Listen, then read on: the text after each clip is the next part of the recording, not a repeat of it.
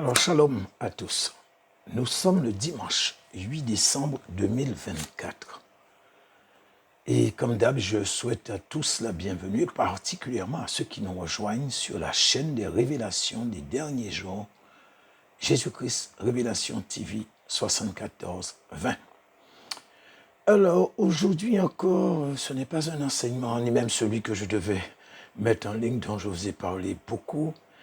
Mais là aussi, il y avait comme une sorte d'urgence. Et ce que vous allez entendre dépasse l'entendement. Je vous dis qu'il y a de quoi glacer le sang. Ce qui se trame derrière les rideaux, là où le commun des mortels ne pourra jamais pénétrer, est inqualifiable. Je vous dis que l'humanité n'est pas prête à concevoir ce qui se prépare dans l'ombre. Et même ceux qui sont sceptiques auront du mal à rester indifférents ou sans réaction. Je vous dis que ce n'est tout simplement pas possible.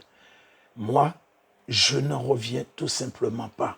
Frères et sœurs, nous sommes à des années-lumière de comprendre ce que font, ce que préparent les élites pour l'humanité. Je vous dis la vérité. Quand je vous ai fait le message sur Trump et Elon Musk, donc ce que vous avez en ce moment à l'écran, le titre, Donald Trump s'est fait piéger par Elon Musk. Je vous ai parlé de ce type, Elon Musk. Je vous ai rappelé un enseignement que j'ai fait où je vous disais que ce personnage, pour moi, ne faisait pas partie des humains.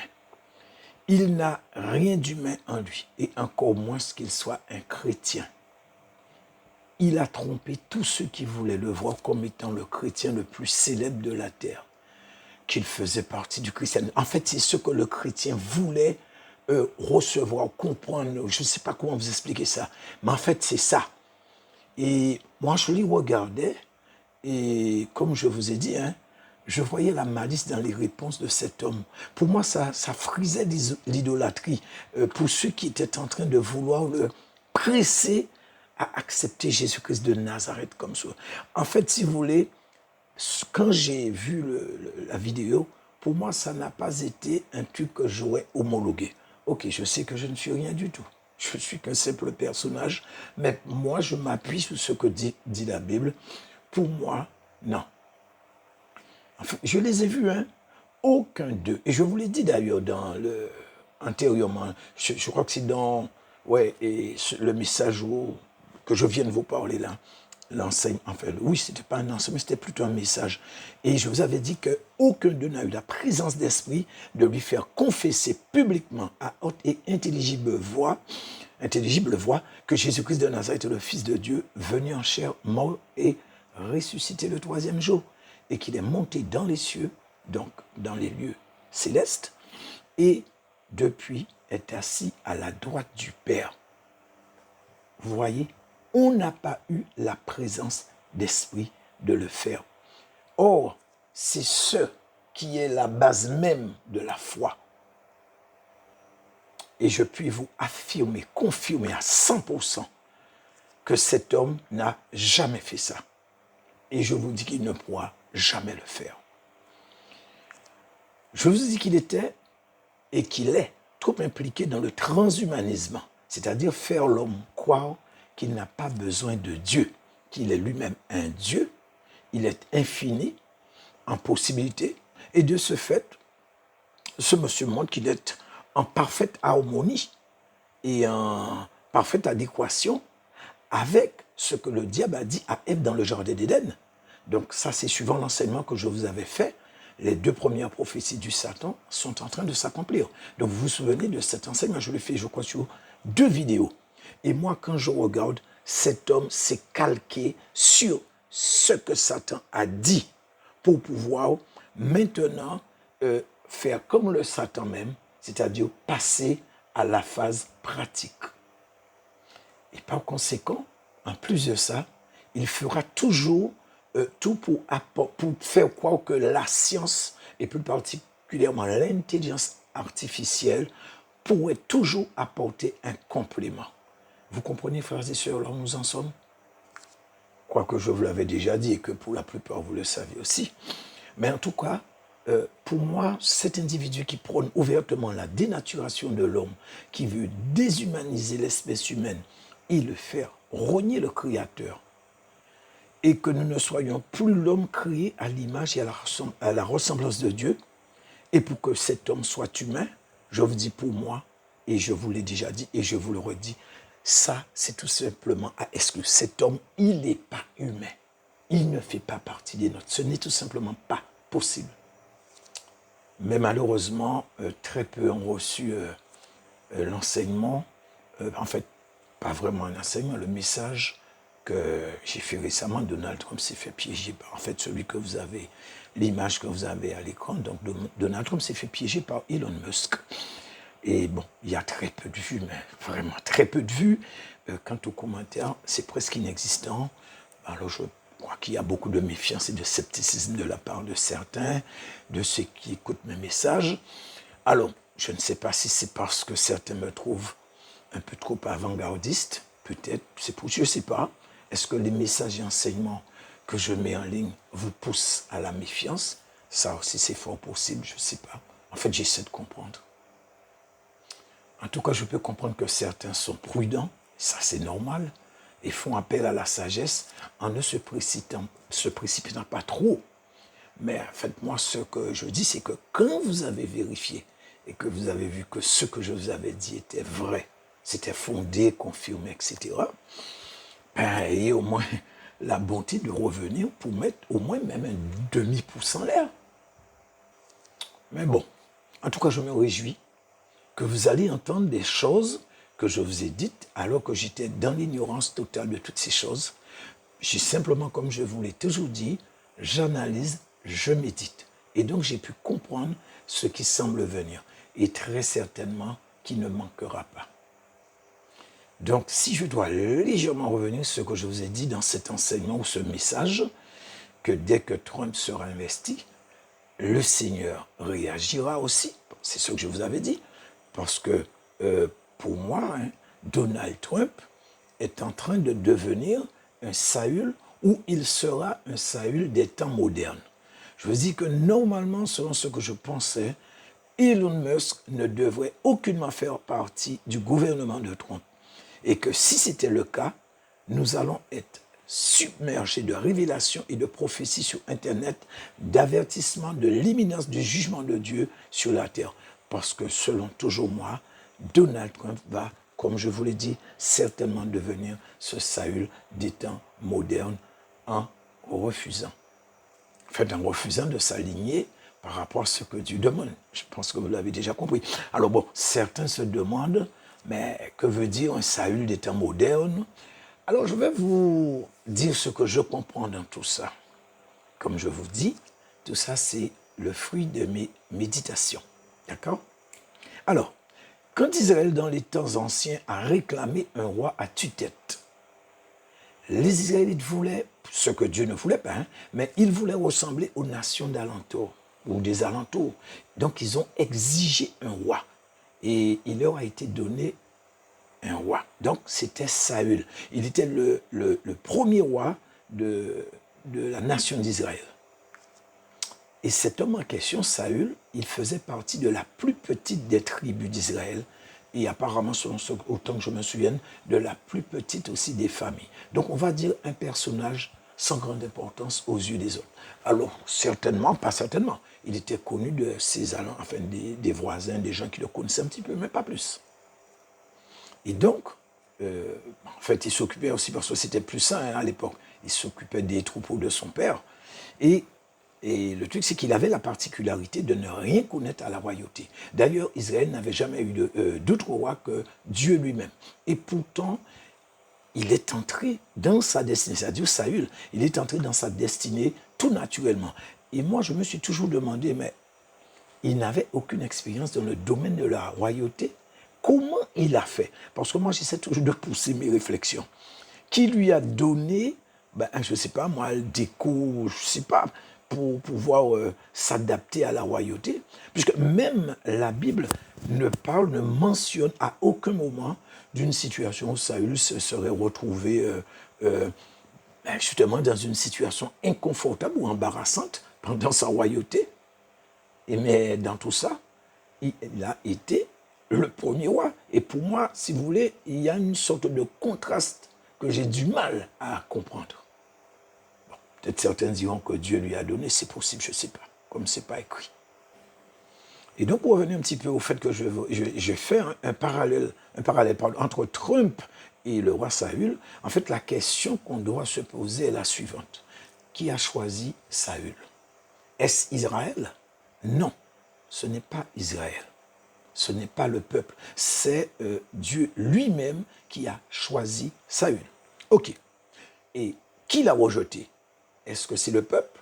Non. C'est toujours Dieu. C'est celui qui l'a appelé, qui l'a choisi, qui l'a aussi rejeté.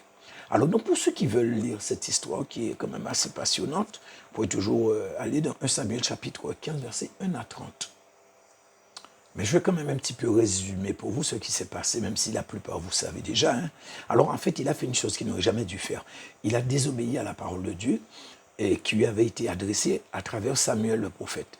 En fait, il devait dévouer par interdit un peuple dans son entièreté, c'est-à-dire des hommes jusqu'aux bêtes, y compris femmes, vieillards, nourrissons, tous, devaient être dévoués par interdit. Et cette nation s'appelait, en fait, c'était c'était Amalek. Et en fait, Saül, c'est pas qu'il n'a pas fait, il a fait, mais en fait, il l'a fait partiellement. Et il est écrit que Dieu eut du regret d'avoir choisi Saül pour régner sur Israël. Et l'Éternel le rejeta. Mais n'empêche, Saül, il le paya cash. Et même sa descendance ne devait même pas s'asseoir sur le trône d'Israël. Eh bien, pour moi, nous sommes dans la même situation. Donald Trump a été choisi par Dieu pour diriger la grande nation, les Amériques, ou les USA. Et comme Saül, il a fait un choix, comme je vous ai dit, en la personne d'Elon Musk. Certes, je vais dire qu'il est un petit peu avantagé en quelque sorte par rapport à Saül. Hein. Donc, il a largement le temps de rectifier. Bien que je pense qu'au moment où je vous parle, alors je ne sais pas trop s'il a déjà reçu le message, j'en sais rien. Donc, le message en question, c'est ce que je vous avais dit. Hein. C'est cette prophétie qui disait que par rapport au gouvernement que Trump va mettre en place, ce n'est pas tous ceux qui seront dans ce gouvernement qui seront le choix de Dieu. Je vous avais dit que c'était ça et uniquement ça la prophétie. Et que c'est moi par rapport à ce que j'essaie de comprendre. Donc j'essaie de me projeter. Mais dans tout ça, peut-être aussi qu'il a déjà reçu ce message. Hein, et certainement, il est en train de négocier avec Dieu parce que il est dans une situation qui est un petit peu assez délicate. Mais malheureusement, il n'a aucune autre alternative. Et bon, moi, je comprends qu'à défaut de dévouer par interdit Elon Musk, ben, il n'aura d'autre choix que de se débarrasser de lui d'une manière ou d'une autre. Je ne sais pas comment il va faire, hein, de l'écarter sans autre forme de procès. Mais je vous dis, il ne le fera pas. Il ne pourra jamais le faire. En fait, il est pris dans une sorte de tenaille et comme on dit, il est fait comme un rat. Cet homme Elon Musk, qui est d'une grande intelligence, qui a du charisme, qui a une grande réputation, qui est l'homme le plus riche du monde, que beaucoup auraient voulu qu'il soit leur ami. Je ne sais pas comment. Et je vous ai dit qu'il a financé toute la campagne de Donald Trump. Si pour Donald Trump, il a été élu président des États-Unis, ce ne sont pas les prières des chrétiens, mais c'est grâce à Elon Musk. Alors, frères et sœurs, comment voulez-vous qu'il puisse contrer ce qui lui paraît une évidence? Mais dans tout ça, je veux croire quand même que celui qui a reçu la prophétie, c'est un Américain. C'est quelqu'un qui est connu et qui a déjà été parlé même à l'ONU. Alors moi, je pense que certainement, il s'est entretenu avec Trump et qu'il lui a dit ce que Dieu lui a dit, hein, qu'il y a dans le choix qu'il a fait ou dans ses choix, ben, qu'il y a des gens ou une personne, je ne sais pas, en tout cas, même s'il ne lui dit pas qu'il y a des gens, je ne sais pas, mais il dirait que ce n'est pas le choix de Dieu. Donc, il doit revoir.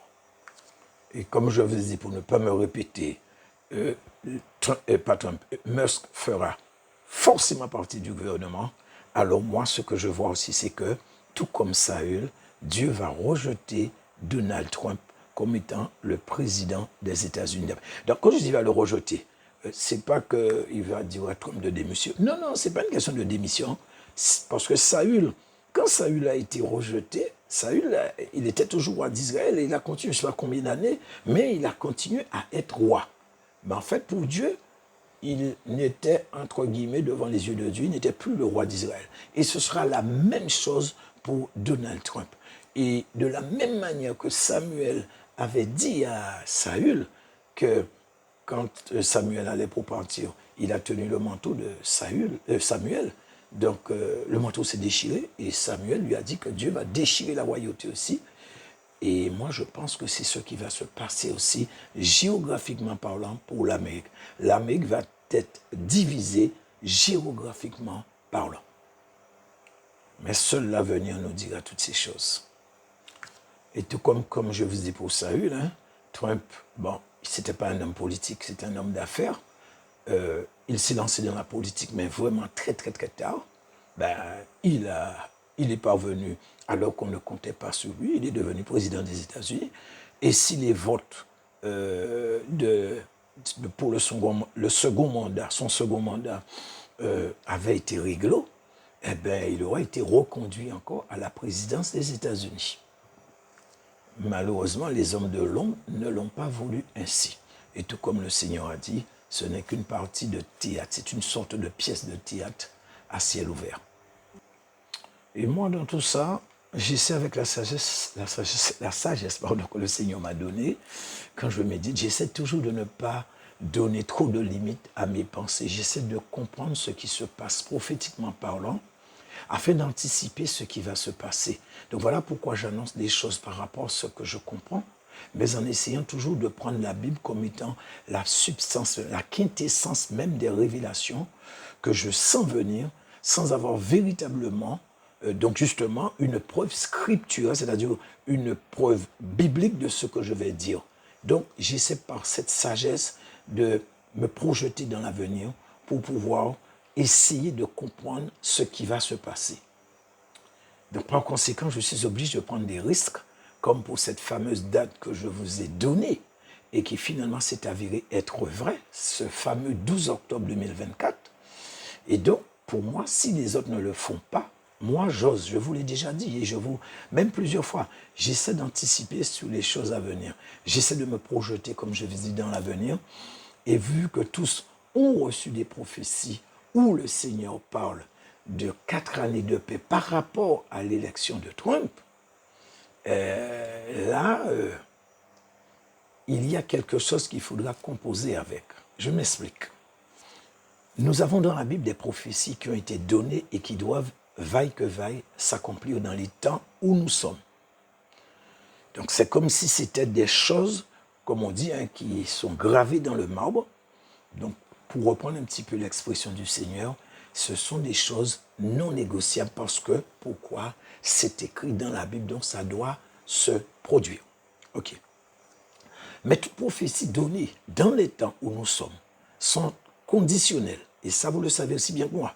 Alors, tout dépendra ou va dépendre des prières, de la repentance, etc. Donc, conditionnel. Mais vous savez, des fois, les conditions peuvent être placées là où on ne les attend pas. Tout comme dans ce cas-ci. Parce que n'oubliez pas que Dieu est souverain. Et dans la situation de Trump, certes, ce n'est pas une prophétie biblique à proprement parler, mais elle contribue et va contribuer à l'accomplissement de certaines prophéties bibliques. Par conséquent, incontournable, car alignée sur le temps prophétique et intrinsèquement lié au temps de la fin par rapport à ce qui est écrit dans la Bible, frères et sœurs. Donc, voilà comment je comprends ce puzzle dans lequel le gouvernement futur, parce que, bon, Trump n'est pas encore investi, mais je dis le gouvernement futur de Donald Trump, et c'est dans ce truc-là qu'il se trouve en ce moment. Sauf que seul Trump, par son obéissance, pourra marquer l'avenir par la décision qu'il va devoir prendre. Et comme je vous ai dit, vu que tout semble, par rapport à ce que je comprends, se dessiner selon le plan et le timing biblique prophétique, alors Trump ne va jamais, comme on dit si bien, rétropédaler. En d'autres termes, il ne va pas faire... En fait, lui-même va se convaincre qu'il ne peut pas faire machine arrière, c'est-à-dire éliminer Elon Musk. Donc, je vais vous laisser écouter le message. Vous aurez le lien dans le commentaire épinglé, donc en haut. Et surtout, n'oubliez pas de revenir mettre le petit pouce en l'air. Tous ceux qui, comme moi, sont audacieux, qui veulent se projeter en ayant la vision non limitée du prophétique, alors je vous souhaite une bonne écoute. Et vous voyez, bon, bizarrement, hein, comme si les preuves ne suffisaient pas par rapport à ce que je devais vous donner sur l'audio, et bien comme par hasard, une autre vidéo, donc vidéo audio, de cette même chaîne que justement je vais vous transmettre, est apparue alors que mon enseignement était déjà fini. Hein. Il ne me restait qu'une seule chose, c'est à enregistrer. Donc, ça continue, visiblement, on continue de confirmer ce que je vous ai dit et que je pense qu'il va se produire. En fait, au niveau du gouvernement de Trump, avec cet homme, Elon Musk, et aussi les années à venir. Donc, voilà, j'ai fini. Donc, ceux qui veulent partager, partagez. Ceux qui veulent s'abonner, faites-le. Soyez bénis au nom puissant de Jésus-Christ de Nazareth. Amen.